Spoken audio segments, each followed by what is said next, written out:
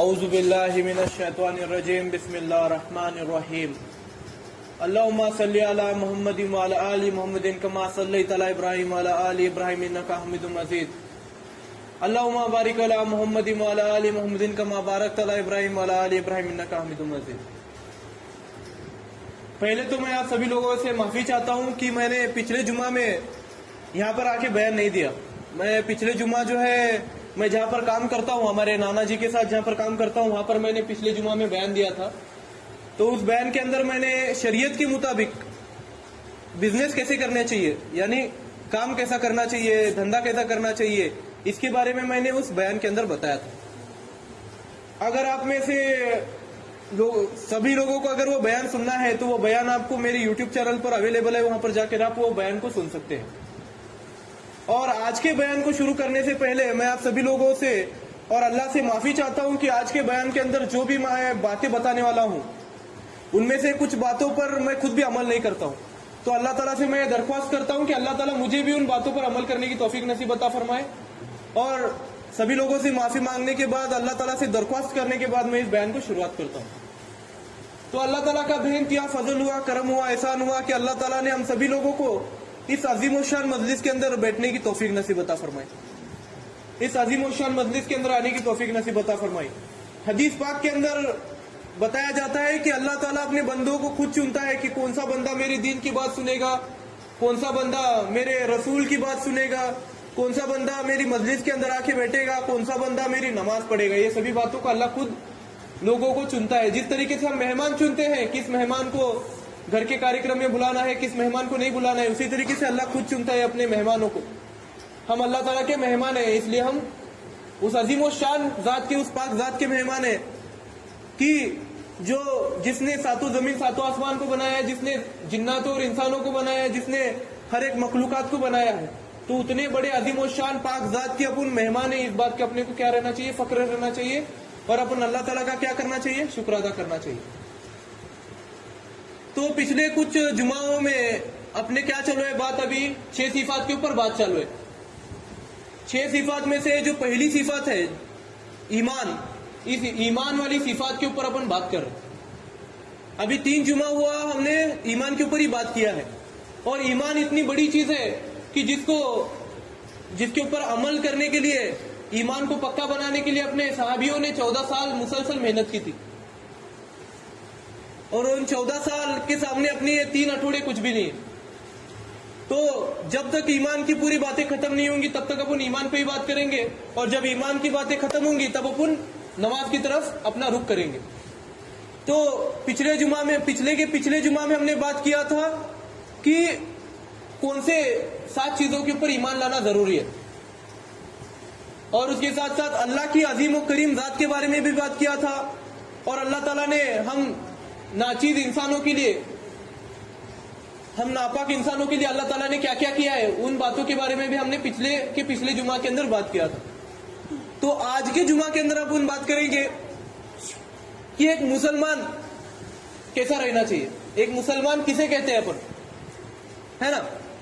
अभी तक क्या क्या बात हुई, पहला तो अपन क्या बात करें ईमान के अंदर, पहला ईमान क्या है इसके ऊपर अपन बात करें, फिर उसके बाद शिर्क क्या है उसके ऊपर बात करें, हाँ कौन सी चीज़ों के ऊपर ईमान लाना चाहिए इसके बारे में बात करें। फिर उसके साथ साथ आज अपन बात करने वाले हैं कि एक मुसलमान कैसा रहना चाहिए, शरीयत के मुताबिक एक मुसलमान को अपनी जिंदगी कैसी जीनी चाहिए, ईमान के मुताबिक जिंदगी कैसे जीना चाहिए। ईमान वाला कौन है जिसे अपन ईमान वाला कहते, कि ईमान के झंडे को फहराने वाला ये आदमी है बाबा, अपन किसे ईमान वाला कहना आज हम ये जानेंगे। तो ईमान वाले की कुछ खासियत रहते बराबर। अपन कौन सी भी चीज अगर अपन मार्केट में लेने जाते, जैसा भाजीपाला रहने दो, मोबाइल रहने दो, टीवी रहने दो, कोई भी चीज लेने अपन जब खरीदने जाते, हालांकि अपने बेटे के लिए कोई बहू भी अपन ढूंढने जाते, अपने बेटे के लिए कोई बीवी भी ढूंढने जाते, तो अपन अलग अलग खूबियां पूछते अपन, लड़की कैसी है, लड़की की पढ़ाई हुई है क्या, लड़की को कुरान शरीफ पढ़ने आता क्या, नमाज के बारे में मालूमात है क्या, दीन के बारे में मालूमात है क्या, हाँ ये सभी चीजें अपन पूछते। मोबाइल लेने का रहा तो अपन पूछते स्टोरेज कितना है, कैमरा कैसा है, ये कैसा है, वो कैसा है, ये सब बात अपन क्या करते, पूछते अपन।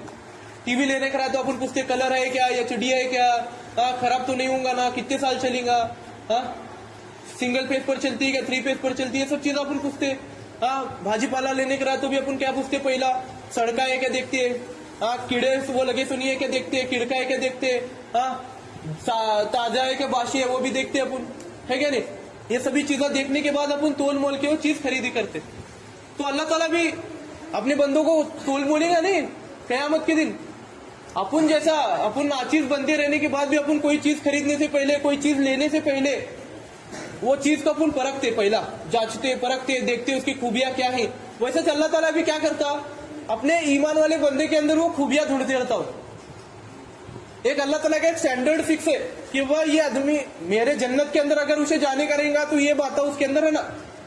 पुलिस के अंदर भी भर्ती होने करेगा तो उन्हें पहला क्या पूछते, पुलिस रंदे आर्मी रंदे, लड़का कितने तक पढ़ेला है वो देखते, लड़का रंदे लड़की रंदे उन्हें कितवी तक पढ़ेला देखते, उन्हें परीक्षा कैसा स्कोर करेला देखते, पेपर जो दे रहा था पेपर कैसा लिखे देखते, हाँ, उसकी हाइट कितनी है देखते, उसका वजन कितना है देखते, बॉडी अच्छी है कि नहीं देखते, बीमार है कि अच्छा है देखते, हाँ, भागते टाइम को अच्छा भागने आता कि नहीं देखते, बंदूक उठाने आता कि नहीं देखते, वजन उठाने आता कि नहीं देखते, हाँ, लाम उड़ी मारने बोलते, ऊंच उड़ी मारने बोलते, गोला फेंकने बोलते, हर एक अलग अलग खूबियां परखते उन्होंने। तब जा खुशी क्या करते, पुलिस में और कई में मिलिट्री में भर्ती करते। कई को अफसर सिर्फ 15 साल के अफसर भर्ती करने के लिए इतना उन्होंने परखते।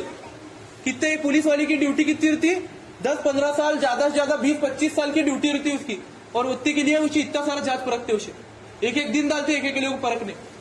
कलेक्टर का इंटरव्यू 6-6 घंटे 7-7 घंटे चलता, सिर्फ इंटरव्यू। कई को वास्ते क्योंकि उसे पूरे एक जिले की जिम्मेदारी देने की रहती, वो भी कई को वास्ते 20-25 साल के तक उसे जिम्मेदारी रहती। तो अल्लाह ताला अपने को आखिरत की इतनी बड़ी जिंदगी देने वाला है जिसका कोई अंत नहीं है, वो जिंदगी खत्म होने वाली नहीं है।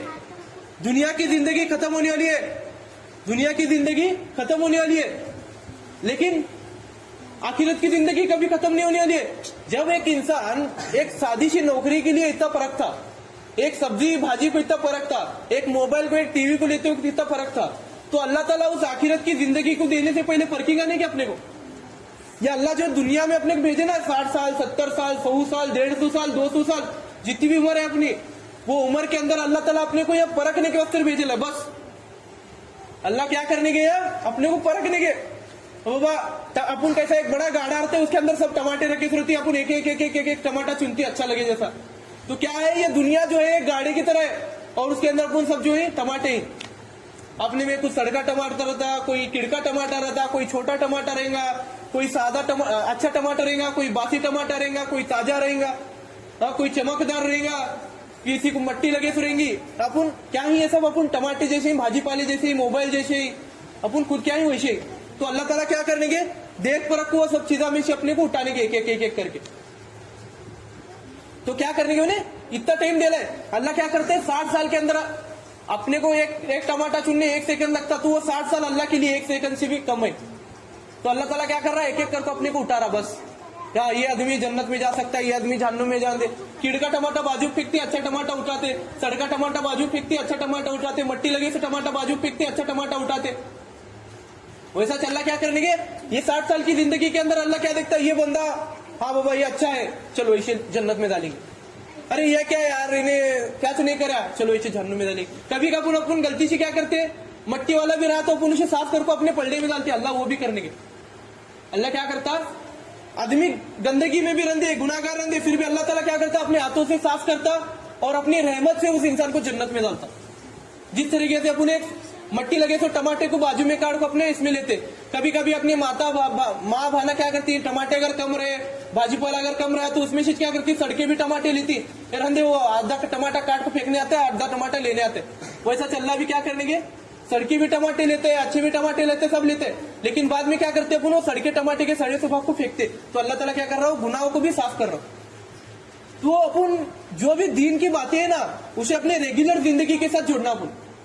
तो ईमान वाले की खूबियां अपन आज जानेंगे। तो ईमान वाले की सबसे पहली खूबी यह है कि ईमान वाला जो है, ईमान के अंदर क्या है, अमानतदारी।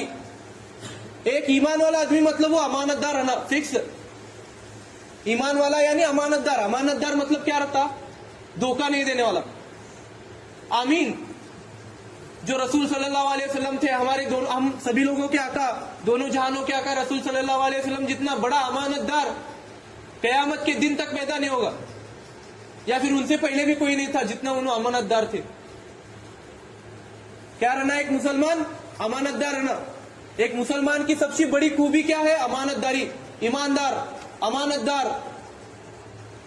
हमारे उस्ताद जाबर साहब हमने बोलते थे, कहानी बोलते थे उन्हें कि उनको जो सिखाए, उनको जो दीन की बातें बताते थे, उनके जो उस्ताद थे, उनके पास एक हिंदू का आदमी आया। उन्होंने उनको क्या किया, एक नोट की गड्डी दिए, बोलते उनको कि बाबा मैं बाहर जा रहा। पहले जमाने में बैंका नहीं थे, कुछ नहीं था, लोग उतना भरोसा नहीं करते थे। एक अमानतदारी की उन्होंने कहानी बताई थी हमको, हमारे उस्ताद जाबर साहब ने। तो उनके उस्ताद के पास उन्होंने ये लाखों दिए, बोलते नोटों की गड्डी लाखों दिए कि बाबा ये मेरी पगार है, मिल में की पगार है मेरी, ये साल की, ये महीने की, तुम्हें संभाल कर रखो, मैं जरा गाँव को जा पता करको बोले। तो अमानतदारी देखो उस आदमी की। उनको पैसे की बहुत जरूरत थी, उनके उस्ताद को, हमारे उस्ताद के उस्ताद को बहुत घर की परिस्थिति खराब थी उनकी, लेकिन फिर भी उन्होंने उस नोटों की गड्डी को हाथ भी नहीं लगाया। फिर वो थोड़े दिन के बाद, 1 महीने के बाद, 2 महीने के बाद वो आदमी वापस आया और जिस तरीके से वो नोटों की गड्डी उन्होंने लाखों दिए थे, उसी तरीके से वो नोटों की गड्डी उन्होंने उनको वापस दी। उसमें कि एक भी नोट इधर की उधर नहीं हुई थी, एक भी नोट को सुरकुती नहीं पड़ी थी, एक भी नोट ऊपर के, एक भी नंबर ऊपर नीचे नहीं वैसा था। तो वो आदमी हाथ मिला को गया, बोलते साहब आपके जैसा आदमी हम देखे नहीं दुनिया में। बोलते जरूरत पड़ी तो आदमी क्या करता अपने कने, अगर कोई शॉप को गया, कोई जवाबदारी दे को गया, तो अपन उसमें से पैसे वापरते और क्या करती, बाद में अपने कने के पैसे वो मिलने के बाद अपन वो गड्डी के अंदर डाल को देती। लेकिन उन्होंने खुद को जरूरत रहने के बाद भी वो पैसे नहीं इस्तेमाल करे। बोलते क्या कहती, उसी अमानतदारी बोलते कि अगर अपने को कोई चीज सौंप को गया, अपने ऊपर अगर कोई जिम्मेदारी दे को गया, तो उस जिम्मेदारी को अपन ईमानदारी से निभाना, वो एक मुसलमान का सबसे बड़ा कर्तव्य है।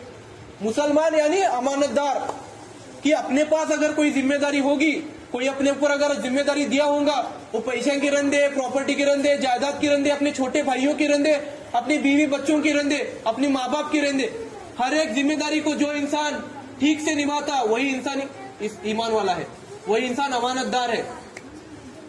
क्या रहना इंसान? अमानतदार रहना। अल्लाह सबसे पहला खूबी यह देखता हो, अमानतदार है क्या नहीं ये आदमी, अमीन है क्या नहीं। आमीन किस लिए बोलते हैं अपन? आमीन बोलने के पीछे का मकसद यही है कि हक बात है, सही है, नहीं हलने वाली बात को अपन आमीन कहते। अपन हर दुआ के बाद आमीन क्यों बोलते? कि वो बात हलने वाली नहीं है, वो बात होने वाली है, सच बात है। वो जो बातें सच रहते वही अपन दुआ के अंदर मांगते हैं। इसलिए अपन आखिर में क्या बोलते हैं? आमीन, या अल्लाह ये बात सच है, इस बात को कबूल कर। इस ईमान वाला क्या रहना? पहला अमानतदार रहना। अपने पास अगर कोई जिम्मेदारी दे रहेंगे तो उस जिम्मेदारी के अपन अमानत के अंदर खयानत नहीं करना, उस अमानत को अपन संभाल को रखना, उसे कहते अमानतदारी। अपने कहने कितना भी परिस्थिति खराब होने दे, कितना भी गरीबी लगन दे, भीख लगन दे, कितना भी क्या भी तकलीफ होने दे, लेकिन अगर कोई अपने को जिम्मेदारी दिया होगा तो उस जिम्मेदारी के लिए जान भी देने के लिए तैयार होना, लेकिन उस जिम्मेदारी के ऊपर अंदर कोई खयानत नहीं करना, उस जिम्मेदारी को निभाना। यह ईमान वाले का सबसे पहला काम है। ईमान वाला अमीन रहना, अमानतदार रहना, तबच उन्हें ईमान वाला है, तबच अल्लाह उसे कबूल करने वाला। दूसरी खूबी ईमानदार इनकी, ईमान वाले आदमी की दूसरी खूबी क्या है? उन्हें किसी का भी हक नहीं मारता। जो भी इंसान अल्लाह ताला से डरता, उसके रसूल से डरता, वो इंसान कभी भी किसी का भी हक नहीं मारता। भले कितना भी ये रंदे प्रॉपर्टी रंदे, जायदाद रंदे, अपने को यहां तक बोले ले, अगर तुम्हारे पास एक तिल का दाना भी अगर रहेगा तो उस तिल के दाने के अंदर अगर तुम्हारे 50 भी भाई रहेंगे तो उस तिल दाने के 50 टुकड़े करो और सभी भाइयों को जो है उस तिल के अंदर हिस्सा दो। अगर कोई खुद हो को अगर अपने हिस्से को नहीं लेना चाहता, तब उस हिस्से को आप छोड़ सकते हैं, तब आप बच सकते हैं। क्या रहना? दूसरा खूबी क्या है ईमान वाले की? क्या रहना? उन्हें किसी का भी हक नहीं मारता। ईमान वाले के ऊपर सबसे बड़ा बोझ जो है वो हक का बोझ है। ईमान वाले के ऊपर अपने पड़ोसी का हक रहता, अपने बेटों का हक रहता, अपने बीवी का हक रहता, अपनी बेटी का हक रहता, अपने पोते का हक रहता, अपनी पोतरी का हक रहता, अपने पड़ोसी का हक रहता। एक ईमान वाले के ऊपर दुनिया में जितने भी ईमान वाले, हर ईमान वाले का हक है एक ईमान वाले के ऊपर। अगर तुम अगर नमाज पढ़ते रहेंगे और तुम्हारे पड़ोसी अगर नमाज नहीं पढ़ते रहेंगे तो अल्लाह ताला पहला तुम ना सवाल करेगा, बाद में तुम्हारे पड़ोसी को सवाल करेगा। तेरा यह हक था कि तू अपने पड़ोसी को जाके बोले कि ए पड़ोसी तू क्यों नमाज नहीं पढ़ रहा है, बता मेरे को। ए पड़ोसी तू क्यों नमाज नहीं पढ़ रहा है, बता मेरे को, तेरे को कोई प्रॉब्लम है क्या? ये तुम्हारा हक है। कि तुम अपने पड़ोसी को जाकर पूछना कि भाई तू नमाज क्यों नहीं पढ़ रहा। अल्लाह ताला तुम्हारे दोस्त को नहीं पकड़ेगा पहला, तुम ना पकड़ेगा पहला कि तू तेरे दोस्त को क्यों नहीं बताया, इन्हें नमाज नहीं पढ़ता था, तेरा काम था इसे नमाज पढ़ने के लिए बुलाना तेरा काम है, उन्हें नहीं सुनता कि नहीं, दिन में एक बार तू तेरा बुलाना काम था, तू क्यों नहीं बुलाया। हिदायत देना नहीं देना मेरा काम है, तेरा काम क्या है, सिर्फ तेरे पड़ोसी को बोलना, तेरे बच्चों को बोलना, तेरे दोस्तों को बोलना, तेरी बीवी को बोलना, हर ईमान वाले को दीन की बात पहुंचाना तेरा काम है। क्या है तेरा काम है, तुझ पर हक है कि तू अपनी दीन की बात जो है हर ईमान वाले तक पहुंचाए। वो औरत रंदे, बेटी रंदे, माँ रंदे, कोई भी रंदे, हर एक औरत बेटी के पास, हर एक आदमी के पास दीन की बात पहुंचाना तेरा हक है। तूने वो हक क्यों नहीं पूरा किया, ये अल्लाह ताला कयामत के दिन पूछेगा। और ईमान वाला कभी किसी का हक नहीं मारता, ये सबसे बड़ी खूबी है ईमान वाले की। अगर तुम ईमान वाले हो तो तुम कभी किसी का हक नहीं मारते। और ईमान वाले का सबसे बड़ा हक क्या है कि उन्हें दीन की दावत, दीन का इल्म जो है हर किसी के अंदर बांटे। तेरे दीन के नॉलेज के अंदर दुनिया के हर एक ईमान वाले का अधिकार है। अगर तुम्हारे पास अगर कोई दीन की मालूमात होगी, अगर वो तुम्हें दीन की मालूमात किसी तक नहीं पहुंचाए तो तुम गुनाहगार है। अल्लाह ताला पहला तुम्हें पकड़ेंगे, बाद में वो लोग पकड़ेंगे कि तुझे अल्लाह ताला ने दीन की तालीम दी थी, अल्लाह ताला ने तुझे दीन की हिदायत दी थी, तूने उस हिदायत का इस्तेमाल क्यों नहीं किया, तूने अपने वो हक को क्यों नहीं पूरा किया। तो अल्लाह ताला क़यामत के दिन सबसे पहला वो आदमी को पूछेगा कि तूने अपना हक क्यों नहीं पूरा किया। पैसों के अंदर अगर आज प्रॉपर्टी के वास्ते, जायदाद के वास्ते क्या क्या नहीं होता। रामायण प्रॉपर्टी, जायदाद, औरत, ये सभी चीजों की वजह से हुआ। महाभारत प्रॉपर्टी, जायदाद की वजह से भाया के अंदर झगड़े लगे। हर एक जितने भी झगड़े हुए आज तक दुनिया के अंदर, कई वजह से भी प्रॉपर्टी, जायदाद, पैसा, अड़का, सुनना, औरत, ऐसे फालतू चीजों की वजह से क्या हुए, झगड़े हुए। एक दूसरे का हक मारे, झगड़े हुए, एक दूसरे का हक मारे, झगड़े हुए। अगर आप लोग एक दूसरे का हक अगर प्रॉपरली अदा करेंगे, अपने भाइयों को बराबर हक देंगे, अपनी बहनों को बराबर हक देंगे, अपने माँ बाप को बराबर हक देंगे, बच्चों को बराबर हक देंगे, तो झगड़े कहीं होंगे। झगड़े कब होते हैं, जब तुम्हें किसी का हक अदा नहीं करते। झगड़े कब होते हैं, जब तुम्हें किसी का हक अदा नहीं करते, जब तुम्हारे दिल के अंदर लालच आता। तो हक अदा करना ये मुसलमान का, एक ईमान वाले का सबसे बड़ा फर्ज है कि उन्हें अपने हर एक ईमान वाले का हक अदा करना। अगर तुम पेट भर को खाते रहेंगे, अगर तुम्हारा पड़ोसी भूखा सोता रहेगा तो तुम्हारे पर वो गुनाह है।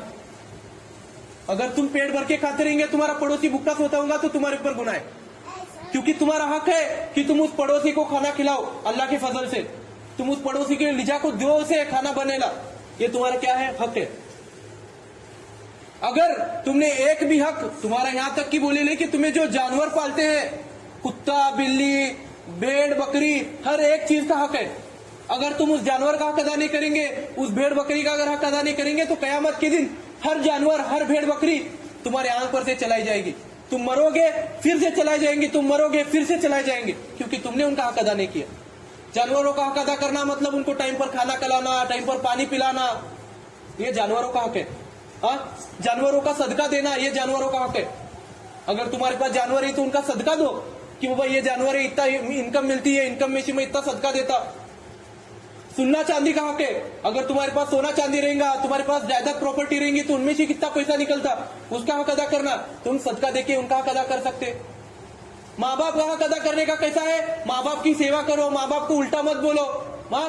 अगर तुम्हारा बाप तुम्हारा बाप तुम्हें कुर्सी पर बैठे रहेंगे, तुम्हारा बाप अगर नीचे बैठे रहेगा तो तुम्हारे बाप का हक अदा नहीं करे। तुम्हारे अब्बा अगर पीछे चलते रहेंगे, तुम्हें अगर आगे चलते रहेंगे, तो तुम तुम्हारे अब्बा का हक अदा नहीं करे। तुम्हारे अब्बा अगर नीचे बैठ को खाते रहेंगे, तुम्हें ऊपर बैठ को खाते रहेंगे, तो तुम्हारे अब्बा का तुम हक अदा नहीं करे। तुम्हारे माँ बाप की अगर तुम सेवा नहीं करे, तो तुम तुम्हारे माँ बाप का हक अदा नहीं करे। तुम्हारे भाइयों के साथ अगर तुम प्यार से बर्ताव नहीं करे, तुम्हारे छोटे भाइयों के ऊपर अगर तुम शफकत नहीं करे, तो तुम तुम्हारे भाइयों का हक अदा नहीं करे। हक अदा करना मतलब सिर्फ प्रॉपर्टी के अंदर, जायदाद के अंदर हक देना नहीं है। हक अदा करना मतलब हर एक ईमान वाले के साथ प्यार से बात करना, हर ईमान वाले के साथ अच्छी तरीके से बर्ताव करना, यह भी एक हक है। अगर तुम्हारे जायदाद प्रॉपर्टी का अगर हक अदा नहीं करेंगे, तो कयामत के दिन वो पूरी प्रॉपर्टी तुम्हारे आंख पर फेंकी जाएंगी। जितने भी घर हैं, बंगले हैं, गाड़ियां हैं, पैसा है, सुनना है, अड़का है, वो सब तुम्हारे आंख पर फेंका जाएगा ला ला के। तुम मरेंगे फिर फेंकेंगे, तुम मरेंगे फिर फेंकेंगे। तो जायदाद प्रॉपर्टी का अगर हक अदा करना है तो क्या दो, सदका, ज़कात दो। अल्लाह ताला ने अपने रसूल सल्लल्लाहु अलैहि वसल्लम ने फरमाया है कि अगर तुम्हारी जरूरत जितनी है उतना ही खरीदी करो। एक इंसान का गुजारा जितनी चीजों से होता उतनी चीजें तुम खरीदी करो। ज्यादा चीजें लेके क्या करते तुम? तुम ना रहने एक घर लगता तो तुम 10 घर क्यों बना के रखते?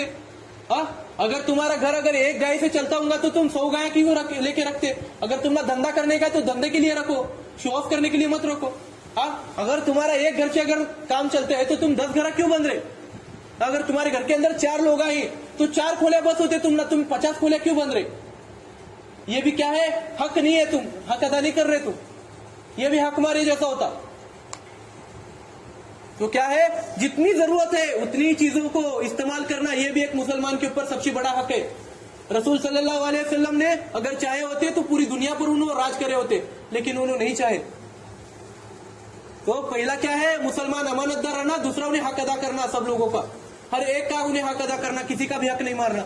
अगर आज तुम दुनिया के अंदर जीते जी किसी का हक अदा नहीं करेंगे तो कयामत के दिन जो है तुम्हारे पास जितने भी नेकियां हैं, यहाँ तक कि अपने को किसी को गाली तक मत दो बोले ले। मैं इससे पहले के भी बयान के अंदर बता रहा हूँ कि किसी को भी गाली देना, किसी को भी बात सुनाना, किसी को भी बेवजह तकलीफ देना जो है, ये भी तुम उसका हक मारे जैसा होता।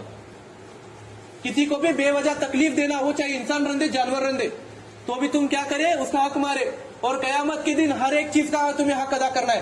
तुम्हें कर्जा लिए, दुनिया में कर्जा लिए जैसा हुआ, अगर तुम इसे बेवजह गाली दिए, वो तुम्हें कर्जा लिए उसके पास ही, कयामत के दिन तुम ना वो कर्जा फेरना पड़ेगा।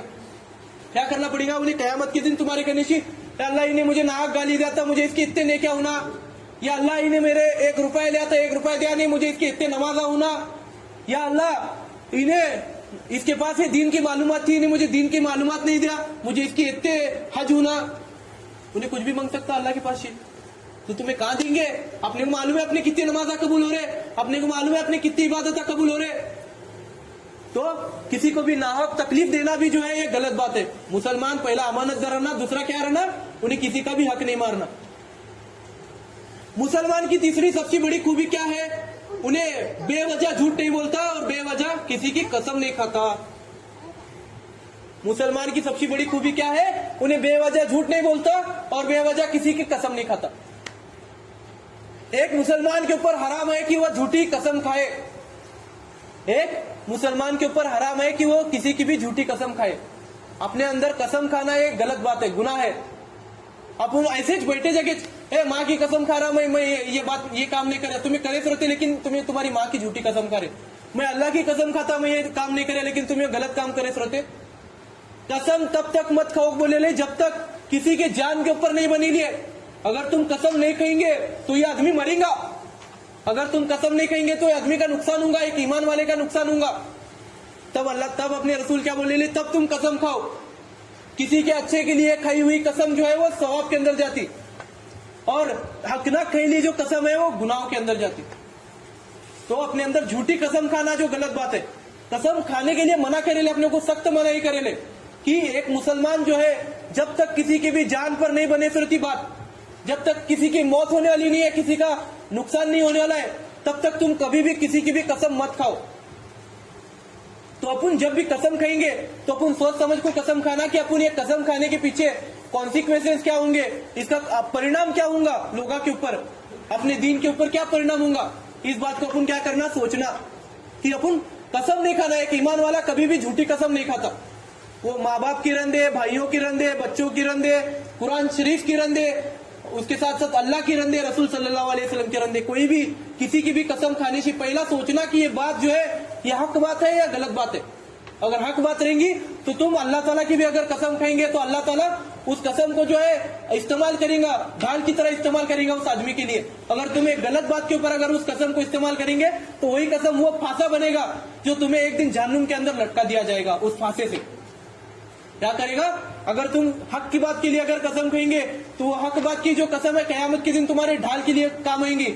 अगर किसी के नाहक बात के लिए, किसी गलत बात के लिए अगर कसम खाएंगे तो वो कसम जो है तुम्हारे लिए वो फंदा बनेगी फांसी का, जो कयामत के दिन तुम ना जहन्नुम के अंदर घसीटती हुई लेके जाएंगी।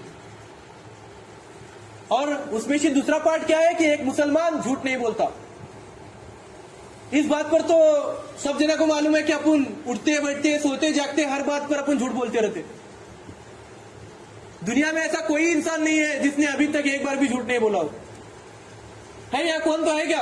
अभी की बात कर रहा मैं, सहाबियों की बात नहीं कर रहा मैं, रसूल सल्लल्लाहु अलैहि वसल्लम की बात नहीं कर रहा मैं। दुनिया में हर एक आदमी झूठ बोलता, बिजनेस करते टाइम को झूठ बोलता, बीवी बच्चों के साथ झूठ बोलता, दोस्तों के बीच में झूठ बोलता, फिर उसके साथ साथ हर छोटी मोटी बात पर अपन झूठ बोलते। एक ईमान वाला कभी झूठ नहीं बोलता। तो अपन कोशिश करना, एक अपन तो इंसान है, अपन डायरेक्ट बदल नहीं सकते खुद को, या अपन डायरेक्ट अच्छा अभी बयान सुने बाबा लेकिन मस्जिद के बाहर पड़े तो अपन अमानतदार नहीं होते लगेच। अपन लगेच सब जने के हक अदा करते नहीं बैठते, अपन लगेच कसमा खाने का नहीं छोड़ते, या फिर अपन लगेच झूठ बोलने का नहीं छोड़ते। अपन कोशिश कर सकते खुद को बदलने की, एक परसेंटेज से अपन खुद को बदल सकते। तो अपन क्या करना, जितना हो सके उतनी कोशिश करना कि अपन झूठ नहीं बोलना। जिस तरीके से कसम के अंदर बताया गया है उसी तरीके से झूठ का भी एक दायरा है कि अगर किसी की जान जाती रहेंगी तब झूठ बोलो, अगर किसी का नुकसान होता रहेगा तब झूठ बोलो। अगर गलत काम के लिए अगर झूठ बोलेंगे तो वो गुनाह होगा, अगर अच्छे काम के लिए अगर झूठ बोलेंगे तो वो सवाब के अंदर जाएगा। एक मुसलमान किसी अमानतदार था, एक मुसलमान कभी जो है किसी का हक नहीं मारता, एक मुसलमान कभी कसम नहीं खाता बेवजह, एक मुसलमान कभी झूठ नहीं बोलता। और आखिरी वक्त के तकाजे की वजह से मैं आखिरी एक खूबी बताऊंगा और बची हुई खूबियां जो है अपन अगले जुम्मा के अंदर बात करेंगे। एक मुसलमान की आखिरी आज के बयान के अंदर आखिरी खूबी बताता हूं, एक मुसलमान कभी चुगली नहीं करता। एक मुसलमान कभी चुगली नहीं करता हूं, कितना भी क्या भी होंगे चुगली नहीं करता हूं। चुगली करना मतलब क्या, कुछ लोग क्या करते हैं काम धंधे के अंदर अपने को बढ़ती मिलना बोल के अपन क्या करते, बॉस के सामने जाकर अपन चुगली करते, ओ इन्हें क्या कामच करता नहीं, टाइम पर चाहता नहीं, देखो इसे जरा बोलो। अपन क्या करते, वो आदमी की जो है नजर, वो बॉस के नजर में उसकी कीमत गिराने की कोशिश करते। अपने माँ बाप के सामने अपन अपने भाइयों के बारे में बोलते, अब बाबू ने बात सुनता नहीं जी, तुम्हें उसका सुनते जो, मैं इतना बोलता मेरा सुनते नहीं तुम्हें, ये भी क्या है, चुगली है। अपनी बीवियां जो अपने से करते, तुम्हारी माँ देखो ऐसा करती, तुम्हारा बाप देखो ऐसा करते, तुम्हारा बेटा जो ऐसा करते है, तुम्हारा भाई देखो ऐसा करते है। तो अपन अपनी बीवियों पर तो अपना कंट्रोल नहीं है, लेकिन अपनी बीवियों को अपन समझाना कि चुगली करना अपने अंदर गलत बात है। किसी की गीबत गाना, किसी की चुगली करना ये ईमान वालों के अंदर नहीं है। गीबत जो है ये पूरी अलग बात है, चुगली से पूरा अलग हिस्सा है, वो अपन अगले जुम्मा के अंदर बात करेंगे। लेकिन एक मुसलमान जो है कभी किसी की चुगली नहीं करता, भले क्या भी होंगे, उन्हें किसी की चुगली नहीं करता। एक चुगली की वजह से अगर चोरी करेंगे, अगर झूठ बोलेंगे, अगर चोरी करेंगे तो सिर्फ एक इंसान का जिंदगी खराब होती, अगर तुम चुगली करेंगे तो 10 जने की जिंदगी खराब होती। अगर तुम चुगली करेंगे तो 10 जने की जिंदगी खराब होती है। हमारी दादी बात बोलते हैं कि एक चोर की वजह से सिर्फ एक आदमी का घर खराब होता, लेकिन एक चुगली की वजह से 10 लोगों के घर जल सकते। अगर आज कोई मुसलमान जाके, आज कोई हिंदू यहाँ अपने अंदर हिंदू बैठे फिर अगर बोला उन्हें जाकर तो उनके लोगों के अंदर मुसलमान देख ऐसा करते, तो वो कितने सारे मुसलमानों के सर कट सकते, कितने सारे मुसलमानों के घर जल सकते। और एक मुसलमान अगर हिंदू के अंदर बैठ के वो हिंदू बोले से बात अगर मुसलमानों को आपको बोलेंगे, अरे देख इन्होंने ऐसा करते, मुसलमानों को ऐसा करते वैसा करते, तो उसकी वजह से भी कितने सारे हिंदू मर सकते, कितने सारे मुसलमान मर सकते। ये ऐसा बहुत वेल है पुराने जमाने में, चुगली की वजह से बहुत सारी चीजें वेल है। कई जो है राम की सौतेली माँ को जाकर बोलती है कि तुम्हारा बेटे को तुम्हें राजा नहीं बना रहे, लेकिन तुम्हारे सौतेले बड़े बेटे को तुम्हें राजा बना रहे। तुम ना समझता नहीं क्या करी, उन्हें चुगली करी तो क्या हुआ, राम को 14 साल वनवास में रहना पड़ा, उसका बाप मरे हकनाक। तो ईमान वाला भी क्या है, ईमान वाला चुगली नहीं करना, क्योंकि चुगली की वजह से बहुत सारे लोगों की जिंदगी खराब हो सकती। तो आज के बयान में अपन क्या क्या देखे, पहला ईमान वाला अमानतदार रहना, अमीन रहना। दूसरा ईमान वाला कभी किसी हक नहीं मारता। तीसरा ईमान वाला जो है कभी झूठी कसम नहीं खाता। चौथा ईमान वाला कभी झूठ नहीं बोलता। पांचवा ईमान वाला कभी चुगली नहीं देता। तो अल्लाह ताला से मेरा यही गुजारिश है कि अल्लाह ताला हम सभी लोगों को इन सभी बातों पर अमल करने की तौफीक नसीब अता फरमाए। और उसके साथ साथ मैंने 2 अक्टूबर 2020 से लेके पिछले जुमा तक जितने भी बयानात मस्जिद के अंदर दिए या फिर जहां पर भी दिए हैं, वो सभी बयानात आपको मेरे यूट्यूब चैनल पर मिलेंगे। मैं ये बात इसलिए यहाँ पर बता रहा हूँ क्योंकि मैंने इस बयान के पहले से मैं ये बताया कि दीन की बात जो है ज्यादा से ज्यादा लोगों तक पहुंचाना एक ईमान वाले के ऊपर सबसे बड़ा फर्ज है, सबसे बड़ा हक है एक ईमान वाले का कि वो अपने दूसरे ईमान वाले भाई बहनों के तक उन बातों को पहुंचाए। अपने बहुत सारे अपाहिज भाई बहन रहते, अपने माता बहनें रहते जो मस्जिद में नहीं आ सकते बयान सुनने के लिए, तो उन्हों भी बयान सुनना, उन्हों भी दीन के बातों को सुनना। तो इसलिए मैं ये रिकॉर्ड करता हूँ और वो रिकॉर्ड करके अपने यूट्यूब चैनल पर डालता हूँ। तो आप लोग क्या करो, यहाँ पर से जाने के बाद अपने माँ बहनों को, अपने अपाहिज भाई बहनों को भी उन बयानों को सुनाने की कोशिश करो। तो अल्लाह ताला कहने सुनने से ज्यादा अमल करने की तौफीक नसीब अता फरमाए। इन्ना लिल्लाहि व मलाइकतुहु यसल्लूना अलन नबी या अय्युहल्लज़ीना आमनु सल्लु अलैहि व सल्लिमू तस्लीमा। जो लोग सुन्नत नहीं पढ़े वो लोग सुन्नत पढ़ो।